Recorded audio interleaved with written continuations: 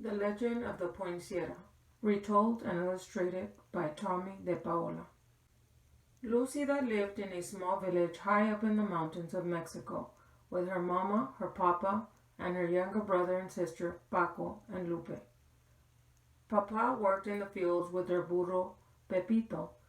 Every evening, Lucida fed Pepito, gave him fresh water, and filled his stall with clean straw. At home, Lucida helped Mama clean their casita, their little house, and pat out the tortillas for their meals. She took care of Paco and Lupe, and each evening they went to the shrine of the Virgen de Guadalupe near the front gate to see if fresh candles were needed. But every day was not work. On Sundays, the family went to San Gabriel in the square where Padre Alvarez said the Mass. And all through the year, there were fiestas and holy days, which always began with a procession that wound through the village and ended in San Gabriel. One day, close to Christmas, La Navidad, Padre Alvarez came to their casita. Ay, Señora Martinez, buenos dias, good day. Padre Alvarez said, I am here to ask you about the blanket which covers the figure of the baby Jesus in the Christmas procession. We have used the same one for so many years that it is almost worn out. Because your weaving is so fine, I have come to ask if you would make a new one. Mi padre, Lucida's mother said, I would be honored, and Lucida will help me. On Saturday, Lucida and Mama went to the market to buy the wool for the blanket. They chose the finest yarn they could find. At home, Lucida helped Mama dye the wool the colors of the rainbow. Those colors will shine throughout the church, Papa said, as he watched Lucida and Mama string the yarn on the loom. As Christmas drew closer, everyone in the village was busy. All the mamas were making gifts to place at the manger of the baby Jesus in the church. The papas worked together, putting up the manger scene in San Gabriel. Lucida and the other children went to the church for singing practice for the Christmas Eve procession, when everyone would walk to San Gabriel, singing and carrying candles. Once inside, Padre Alvarez would lay the figure of the baby Jesus in the manger, and the villagers would go up and place their gifts around it. Our gift will be the blanket for the baby Jesus, Lucida told her friends. I am helping Mama weave it. One afternoon, a few days before Christmas Eve, Lucida and the children were singing in the church when Señora Gomez came hurrying in. Lucida, you must come home. Your mama is sick and your papa has taken her down to the town to see the doctor. You must take care of your brother and sister until your papa returns tonight. Lucida was frightened.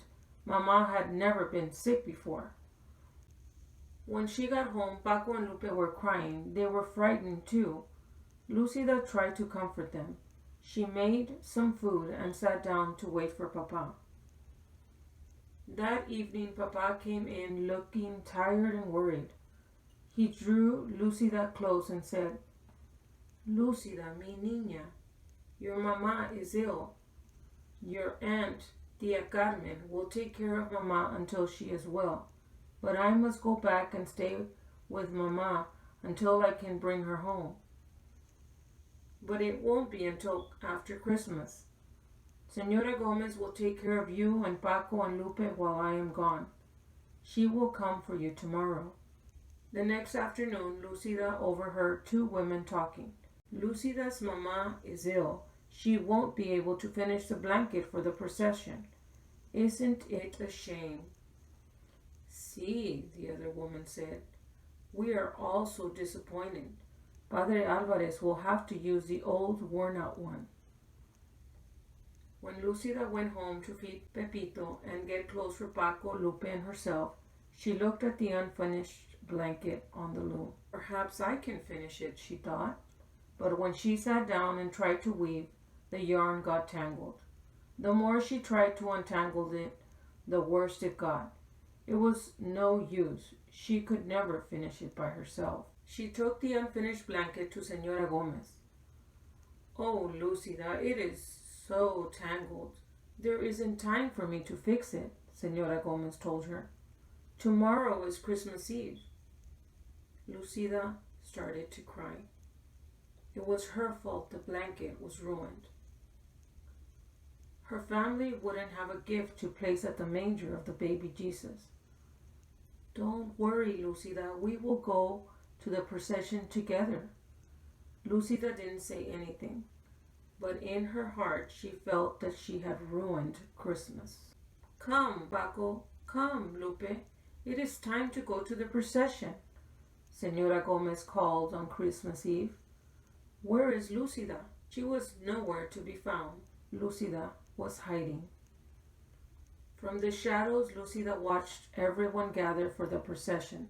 The candles were lit, the singing began, and the villagers walked to San Gabriel, carrying gifts to place at the manger.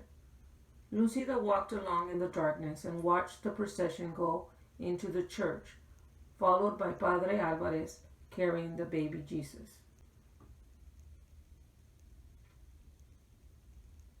Little girl, are you Lucida?